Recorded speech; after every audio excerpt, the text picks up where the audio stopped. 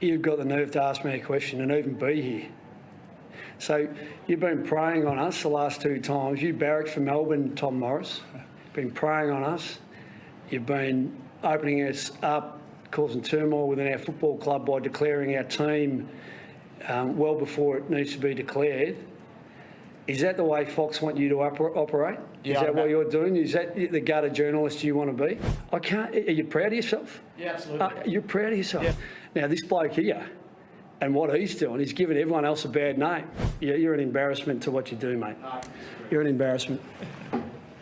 Tough words indeed from the coach, Luke Beveridge. There's an old saying in journalism that if people want a story out there, it's called PR. If they don't want it out, it's called news. And there's always that fine balance between the media and the teams themselves, one that I've had to straddle barbed wire over the journey myself at various stages. You've had a few people living in your front yard just for a couple of years, there. Couple of years. First of all, Tom, I'll go to you. What's your reaction when you see that and you've got Luke sitting alongside you now? Well, I've seen that a number of times the past 3 years. My reaction to that is very clear, and that is that Luke apologised the next day. And any angst that may not have been felt between Luke and myself over the last 3 years hasn't been from my end. You mentioned it before already. There's been a lot of journalists that have copped it from coaches over the years. So I accepted that apology the next day.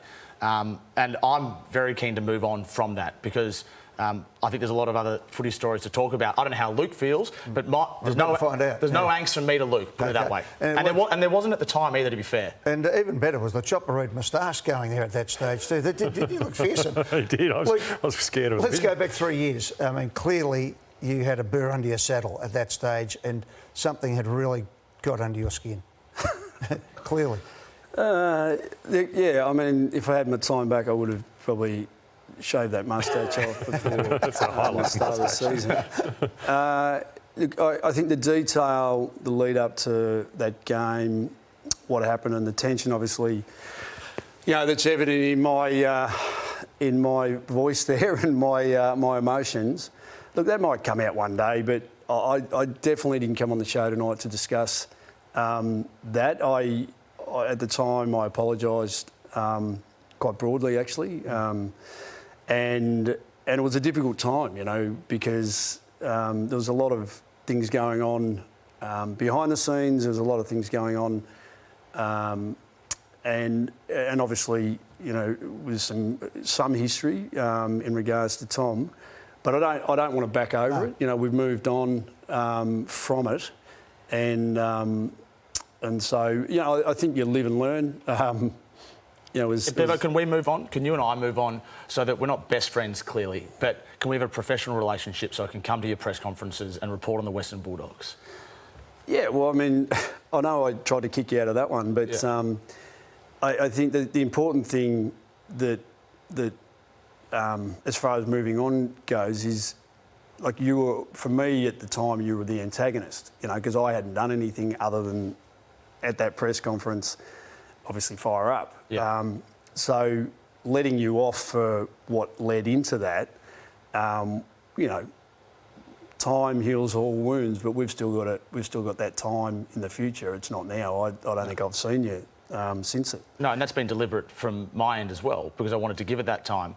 But clearly we're never going to agree. We're going to actually probably, hopefully, agree to disagree on the lead up to that. So I just hope that we can have a professional relationship. People may not know. What was the story? Well, there were 2 stories in the lead up. One was Ryan Gardner being dropped. But does it matter? I mean, this is what I'm saying. Like, tonight's not about that detail. No. It's important that, I mean, it's the first time I've been on Channel 9, probably, since a couple of antagonists have moved over to Channel 7, to be honest.